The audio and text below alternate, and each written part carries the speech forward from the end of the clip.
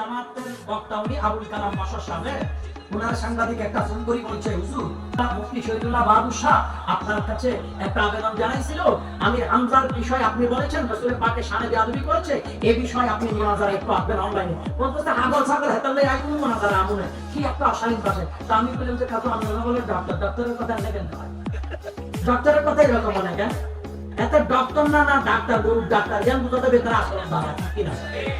আমি যদি বলি আমার বংশবালা, হ্যাঁ নরম নরম কথা ঠান্ডা ঠান্ডা কথা বংশের পরিচয় দিতে দেওয়া যায়, কিন্তু গরম অবস্থায় বংশ কিরকম এটা মুখের বাসারই প্রমাণ পাওয়া যায়। যখন একেবারে কন্ট্রোলের বাহিরে চলে যাবে, যার বংশবালা যে নিজেই বালা, তখন তার জামান ভালো থাকে। এই ধরনের অশালীন কথা বলেও অশালীন কথা বলে আবুল কালাম বাশার সাহেব আপনাকে বলছি, এই ধরনের কথা বলার পরেও বাংলার মাটি থেকে সুন্নিয়তের পরে শহীদুল্লাহ বাহাদুরের মতো মোটা হিটকে জামাই রাখা যাবে না। বাংলার লক্ষ লক্ষ যুবক আজকে শহীদুল্লাহ বাহাদুরের পেছনে আছে।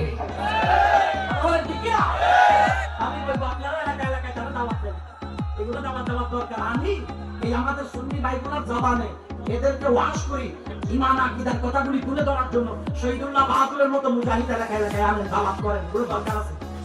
এগুলা যদি দেন এটা সুন্নিয়তের খেদমত হবে। তার কিতাব ঘরে ঘরে ঢুকান। আমাদের জুবাইর হুজুর আপনার সুন্নি নুরানি কোড করছে, ওনার সুন্নি নুরানি কোডের শাখা প্রত্যেকটা এলাকায় এলাকায় করেন, ঘরে ঘরে করেন। আলহামদুলিল্লাহ।